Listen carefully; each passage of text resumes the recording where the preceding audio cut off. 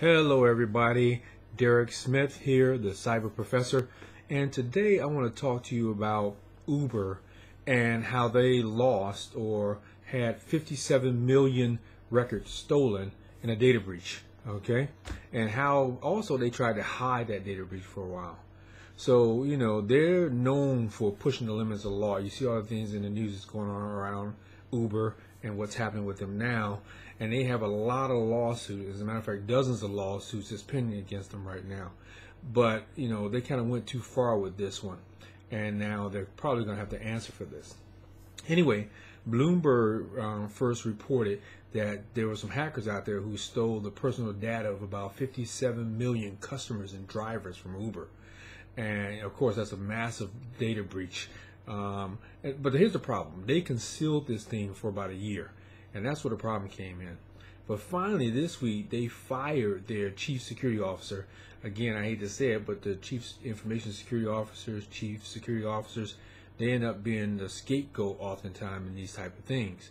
But anyway, they fired the chief security officer and one of his deputies for their roles in keeping the hack under wraps. And that included a $100,000 payment that was paid to the attackers to delete the data, basically. They said that this was they called it a bug bounty reward. Anyway, so here's how the press basically described the hack taking place. So what happened was that they had two hackers who accessed a private GitHub coding site used by Uber software engineers. And then they used the login credentials they obtained there to access the data stored on an Amazon Web Services account that handled the computing tasks for Uber. Now, from there, those hackers discovered an archive of the rider and the driver information. And later, they went back and they emailed Uber asking for money. And this is according to the company, of course.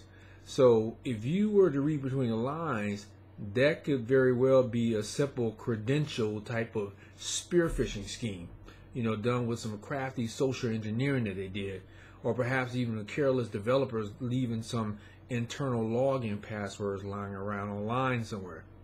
But the problem is this: the guy, the chief security officer, his name is Joe Sullivan, where he was the chief security officer anyway, but he spearheaded the response to the hack last year. What he did was, first of all, he's a one-time federal prosecutor, and that's interesting to me because I'm a 18-year federal agent. I was an agent, all right. But anyway, he joined Uber back in 2015, after he left Facebook. He worked for Facebook for a while, and he's been at the center of a lot of the decision making that has come back to bite Uber now this year with this hack.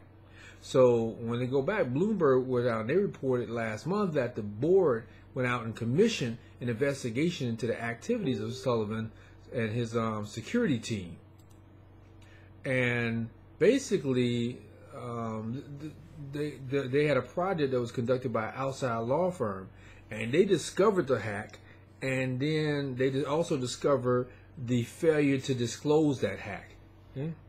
So these regulators, they're going to be asking a lot of tough questions, about what they were not informed about, why they weren't informed about the breach until this week, and there's going to be probably a lot of fallout from this. You can bet you're going to read the paper real soon about some class action lawsuits. Now, Uber came back and said it has not seen evidence of any fraud or misuse that's tied to this incident. Okay, now you can hope that they're right. You hope that this is the case, but I'm going to say it's highly unlikely that these records were actually deleted. I'm pretty sure that they probably have been sold somewhere out there in the dark web. You can probably find them if you know how to do it. If they're not already out there, they probably will be out there. Okay, there's a lot of different ways that data can be abused by criminals without Uber even becoming aware of it.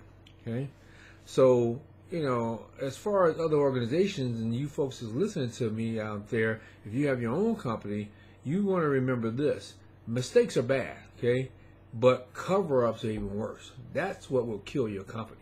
That's what will kill your respectability, your credibility, and everything else. Now, you can come back, you can ask for forgiveness for being hacked. It's not, as they always say, when you if you're going to be hacked, but when you're going to be hacked. The thing is, how do you handle your disclosure correctly? Okay, many people find it harder to forgive you if you deliberately go out there and cover up the truth. So that's not something that you want to do. Now, of course, this thing with Uber is Uber phishing attacks and all. This thing is all over the press, all over the internet, everywhere you can look. The bad guys are going to send Uber some themed phishing attacks, probably in a lot of different aspects and a lot of different flavors that we're going to see.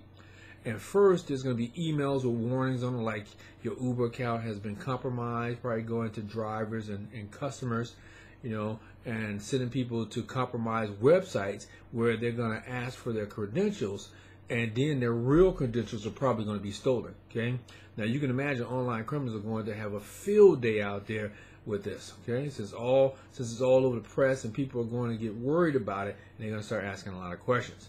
You know, so I want to warn, basically, I guess, all you guys and users in general. You know, go out there and pay attention. Make sure that if you get something saying your Uber credentials have been compromised, you probably want to be weary of that. You know, Uber is probably not going to send you anything like that. And if they do, you want to double check and just make sure that it is. So I just wanted to come out there and forewarn you, kind of tell you about what's happening right now with this Uber hack. I'm going to be bringing a lot more, so just stay tuned for the next one. And I'll see you in my next webinar. Not webinar, but in my next posting. Thanks, and you have a good night. Bye.